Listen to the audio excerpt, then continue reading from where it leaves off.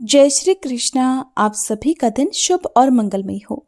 सभी एकादशी की तरह पौष पुत्रदा एकादशी के दिन भी भगवान श्री हरि की पूजा अर्चना की जाती है। लेकिन एकादशी का व्रत तभी सफल माना जाता है जब आप विधि विधान से पूजा करने के साथ ही नियम पूर्वक और शुभ समय पर इस व्रत का पारण करते हैं, यानी अपना उपवास खोलते हैं। पारण करने के बाद ही व्रत सफल और संपन्न माना जाता है। तो आज जानिए कि कब, कैसे और किस शुभ मुहूर्त में आप पुत्रदा एकादशी व्रत का पारणा कर सकते हैं। उससे पहले जानिए कि किन किन बातों का ध्यान आपको पारणा करने से पहले रखना चाहिए। एकादशी के पारण में की गई जरा सी भूल से भी व्रत का फल प्राप्त नहीं होता है, इसलिए निर्धारित समय और विधि पूर्वक ही व्रत का पारण करना चाहिए। व्रत खोलने की विधि को पारण कहते हैं और व्रत का पारण हमेशा सूर्योदय के बाद ही किया जाता है। हरिवासर के समय व्रत नहीं खोला जाता है और द्वादशी तिथि की पहली 1/4 तिथि को हरिवासर कहते हैं। हरिवासर समाप्त होने के बाद ही व्रत पारणा करना चाहिए। पुत्रदा एकादशी का व्रत खोलने से पहले स्नान करना चाहिए, फिर भगवान विष्णु का पूजन करना चाहिए। पुत्रदा एकादशी की पूजा में चढ़ाए गए भोग और प्रसाद से ही व्रत खोलना चाहिए। और भगवान को आप जब भी भोग लगाएं, उस भोग के साथ में तुलसी के पत्ते अवश्य रखें, क्योंकि बिना तुलसी जी के भगवान विष्णु अपनी पूजा या अपना भोग स्वीकार नहीं करते हैं। द्वादशी तिथि के दिन यदि रविवार ना हो तो तुलसी जी के पौधे की पूजा करके तुलसी जी के पौधे में 1 लोटा जल भी अर्पित करना चाहिए और तुलसी जी की पूजा करके तुलसी जी को भी भोग लगाना चाहिए। व्रत का पारण करने से पहले अपनी सामर्थ्य के अनुसार आसपास मंदिर में पुजारी जी को या किसी गरीब को कोई भी दान दक्षिणा आप जरूर दें। चींटियों को आटा शक्कर डालें, गौ माता को हरा चारा, घास, मटर या फिर आप गुड़ और रोटी या कोई भी पीला फल खिलाएं। उसके बाद ही आप अपना व्रत का पारणा करें। ऐसा करने से भगवान श्री हरि प्रसन्न होते हैं और आपके जीवन के सभी दुख हर लेते हैं।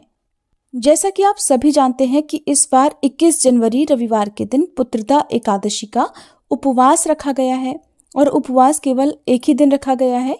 जो भी गृहस्थ जन हो या वैष्णव संप्रदाय के इस्कॉन से जुड़े हुए लोग हों, उन्होंने भी इसी दिन उपवास रखा है।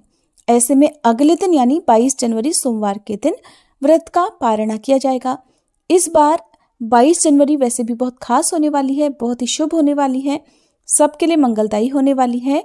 इसलिए व्रत पारणा मुहूर्त के बारे में बताने से पहले मेरा आप सभी से अनुरोध है कि इस बार आप 22 जनवरी सोमवार को अपने घर पर राम ज्योति अवश्य जलाएं, श्री राम जी की पूजा करें। अपने घर में जितने हो सके उतने दीपक जलाएं, आसपास अंधेरा ना रखें और धूमधाम से बहुत खुशी के साथ इस दिन को आप मनाएं, क्योंकि रामलला इतने इंतजार के बाद, इतने अथक प्रयासों के बाद और इतने बलिदानों के बाद आखिरकार अपने स्थल पर, अपने मंदिर में विराजमान होने जा रहे हैं।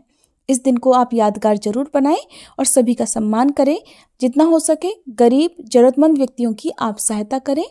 आसपास ऐसे लोग जो दीपक जलाने में समर्थ नहीं है, बहुत निर्धन है, अगर हो सके तो आप ऐसे लोगों की सहायता जरूर करें ताकि वो लोग भी अपने घर पर दीप जला सकें और खुशी मना सकें। 22 जनवरी सोमवार को सूर्योदय होगा सुबह 7:13 पर और सूर्यास्त होगा शाम 6:02 पर। हरिवासर का जो समय है वो सोमवार को सुबह 2 बजे तक समाप्त हो जाएगा और राहु काल का जो समय है, जो अशुभ मुहूर्त माना जाता है, सुबह 7:30 से 9 बजे तक रहेगा। व्रत पारणा आप कर सकते हैं सोमवार को सुबह 7:13 से 9:50 के बीच में। वैसे तो सुबह का समय ही उत्तम माना जाता है। किसी कारण से अगर आप सुबह के समय अपना उपवास ना खोल पाए तो ऐसे में आप दोपहर में 1 से 3 बजे के बीच में भी ये उपवास खोल सकते हैं, क्योंकि आज सोमवार को द्वादशी तिथि सारा दिन रहने वाली है। वैसे कोशिश करें कि आप सुबह के समय ही अपना उपवास खोलें। जिन लोगों का सोमवार के दिन भी उपवास हो और एकादशी का उपवास भी आपने रखा हो, तो ऐसे में आप व्रत का पारणा कैसे करेंगे ये भी आप जान लीजिए। ऐसे में आप सुबह के समय विधि विधान से भगवान श्री हरि की पूजा करें। पहले आपको एकादशी व्रत का पारणा करना चाहिए, उसके बाद दूसरा व्रत प्रारंभ करना चाहिए। तो भगवान श्री हरि की विधि विधान से पूजा करें, भगवान को भोग लगाएं, दान की सामग्री जो भी आप दान देना चाहते हो उसे भी मंदिर में रखें। हाथ जोड़कर सच्चे मन से आप भगवान श्री हरि से प्रार्थना करें कि वे आपके द्वारा रखे गए एकादशी उपवास को स्वीकार करें, उसका पुण्य आपको प्रदान करें। आपके जीवन में कोई समस्या हो, संतान से जुड़ी समस्या हो, तो उसके निवारण के लिए भी आप प्रार्थना करें। साथ ही माँ लक्ष्मी जी का भी पूजन करें, माँ लक्ष्मी जी से भी प्रार्थना करें। ऐसा करने से घर में सुख समृद्धि बनी रहती है। फिर आप भगवान को तुलसी पत्र का, जल का, साबूदाने की खीर का या साबूदाने की खिचड़ी का जिसमें मिर्च ना हो, ध्यान रखें। वैसे तो मीठा ही भगवान को अर्पित किया जाता है, मीठी चीज़ों का ही भोग लगाया जाता है। अगर आप मीठी चीज़ों का भोग नहीं लगा रहे हैं, नमक से बनी कोई वस्तु का भोग लगा रहे हैं, तो उसमें मिर्च ना हो। जैसे कि आप साबूदाने की खिचड़ी का या फिर चावल की खिचड़ी का भोग लगा रहे हो तो उसमें मिर्च ना डालें। इस प्रकार से आप भोग लगाएं। मीठी चीज़ों का भोग लगा रहे हो या नमकीन चीज़ों का भोग लगा रहे हो, एक तुलसी का पत्ता भोग के साथ में रखें। भगवान को भोग और जल दोनों स्वीकार करने का आग्रह करें। उसके बाद उसी को प्रसाद रूप में ग्रहण करके आप मंदिर में ही अपना उपवास खोलें। यदि आप दूसरा व्रत रख रहे हैं तो ध्यान रखें, नमकीन चीज़ों का ना तो भोग लगाएं और ना ही खुद ग्रहण करें। उस समय ऐसी अवस्था में आप पंचामृत का भोग भगवान को लगा सकते हैं और दूध से बनी मिठाई का, मावे से बनी मिठाई का भोग आप लगा सकते हैं। गुड़ का भोग भी आप भगवान को लगा सकते हैं। गुड़ के साथ में तुलसी जी के पत्ते जरूर रखें और उसी के साथ में आप अपना उपवास खोलें। एक तुलसी का पत्ता और थोड़ा सा जल आप पहले पानी के साथ निकल लें। उसके बाद आप अपने दूसरे व्रत की पूजा करें और इस प्रकार से फिर आप दूसरे व्रत का पालन भी दिन भर करके, और जैसा भी आप भोजन दूसरे व्रत में यानी सोमवार के व्रत में ग्रहण करते हैं, शाम के समय आप वो भोजन ग्रहण कर सकते हैं या फलाहार कर सकते हैं। जो लोग केवल एकादशी व्रत का पारण सोमवार के दिन करना चाहते हो, उन्हें भी सुबह के समय भगवान को मीठी वस्तुओं का भोग लगाना चाहिए और उसी को प्रसाद रूप में ग्रहण करके अपना उपवास खोलना चाहिए।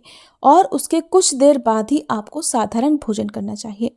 भोजन कोशिश करें कि द्वादशी को भी केवल एक समय करें। शाम के समय आवश्यकता हो तो फल, दूध, चाय वगैरह आप ले सकते हैं। और यदि आपके लिए ऐसा करना संभव ना हो, कोई स्वास्थ्य समस्या हो, तो फिर आप हल्का फुल्का भोजन शाम के समय ले सकते हैं। भूल कर भी द्वादशी तिथि के दिन लहसुन, प्याज का या किसी भी प्रकार के अशुद्ध भोजन का आप सेवन ना करें। दान में दी जाने वाली सामग्रियों में आप पीले रंग की कोई ना कोई वस्तु जरूर रखें। भूल से भी मिर्च का दान इस दिन ना करें। दान में आप पीले वस्त्र, पीली मिठाइयों का, गुड़, घी या हल्दी का और काले या सफ़ेद तिलों का दान कर सकते हैं। इस दिन भूल कर भी आपको पुराने वस्त्रों का या बासी भोजन का दान नहीं करना चाहिए। ऐसा करने से दोष लगता है और आपका जो व्रत है वो भी अधूरा ही माना जाता है। कई बार ऐसा होता है कि आसपास दान देने की सुविधा ना हो, आप समय पर दान ना दे पाए हो और अपना व्रत भी खोलना चाहते हो, तो ऐसे में आप जो भी सामग्री है उसे आप उठाकर रख लें और उसके बाद व्रत का पारणा कर लें। उसके बाद जब भी आपके पास समय हो या जब भी आपके लिए पॉसिबल हो, उस समय दान की जो सामग्री है वो किसी योग्य व्यक्ति को अवश्य दे दें। ये थी व्रत पारणा की संपूर्ण जानकारी। उम्मीद है जानकारी आपको पसंद आई होगी। वीडियो अच्छी लगी हो तो लाइक करने के साथ ही हमारे चैनल को सब्सक्राइब जरूर कीजिएगा।